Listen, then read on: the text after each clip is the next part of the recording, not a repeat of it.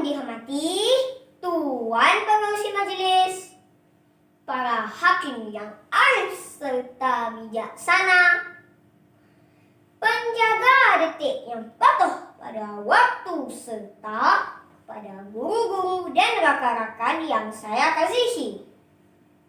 Pada pagi ini, saya ingin menyampaikan sebuah cerita yang boleh dijadikan pengajaran buat kita semua.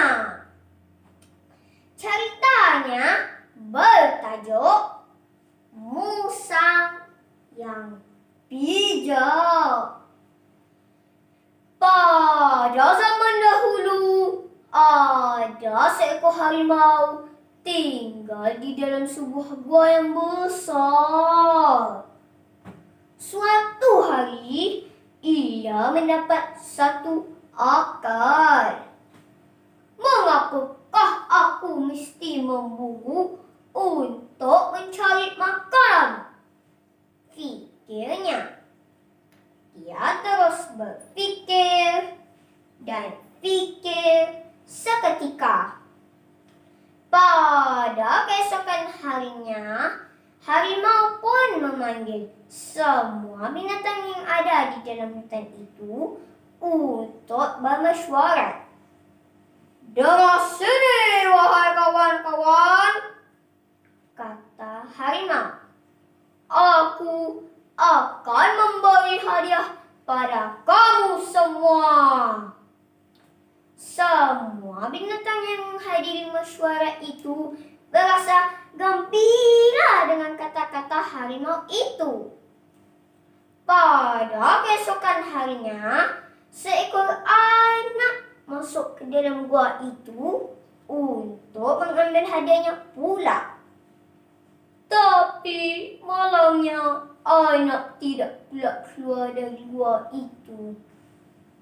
Semua binatang tidak tahu apa yang sebenarnya terjadi pada anak itu. Mungkin anak sedang bersembunyi di suatu tempat, fikir mereka. Pada keesokan harinya pula, seekor kambing pula masuk ke dalam gua itu. Setelah lama berada dalam gua itu, kambing juga tidak keluar dari gua itu. Semua binatang pun bermesyuarat mengenai hal kehilangan anak dan kambing itu. "Mungkin harimau sudah bunuh anak dan kambing itu," kata beruang. "Apa kita boleh buat sekarang nih?" tanya lembu. "Jangan masuk ke dalam gua itu," cadang beruang. Harimau menunggu mangsanya pada keesokan harinya pula, tapi tak ada seekor pun binatang masuk ke dalam gua itu. Harimau menjadi marah. Harimau keluar dari gua itu. Ia terlihat seekor rusa, lalu terus mengejarnya. Harimau berjaya membunuh rusa itu untuk dijadikan makanannya. Harimau membunuh seekor lagi rusa pada keesokan harinya. Semua binatang menjadi risau dan takut.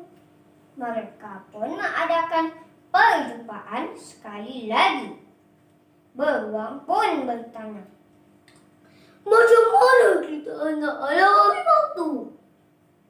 Semua binatang pun berfikir tentang bagaimana cara hendak halau harimau itu.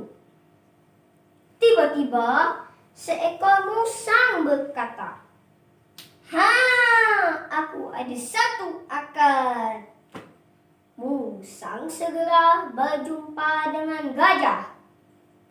"Aku akan tolong kau, wahai musang," kata kata gajah. Musang pergi berjumpa dengan harimau. Aku akan makan kau, musang bodoh. Aku sedang lapar ni. Musang pun mula melakukan tipu hela untuk memperdayakan harimau tadi. Engkau seekor binatang yang kuat, kata musang. Tapi malangnya engkau tidak boleh panjat pokok. Harimau menjadi marah mendengar cabaran musang itu. Aku boleh panjat pokok tau, kata harimau. Kalau engkau boleh panjat pokok, aku akan benarkan kau makan aku. Harimau dan musang pergi ke arah sebatang pokok yang terletak di hampiran sebatang sungai. Harimau mula memanjat pokok itu. Tiba-tiba, gajah pun muncul di situ. Gajah mencabut pokok itu. Setelah itu, ia membuang pokok itu ke dalam sungai. Harimau mati lemas dalam sungai itu. Semua binatang gembira tak tahu harimau telah mati. Mereka boleh hidup aman semula. Pengajaran cerita ini adalah jangan bersikap tamak dan haluba. Sekian dan terima kasih.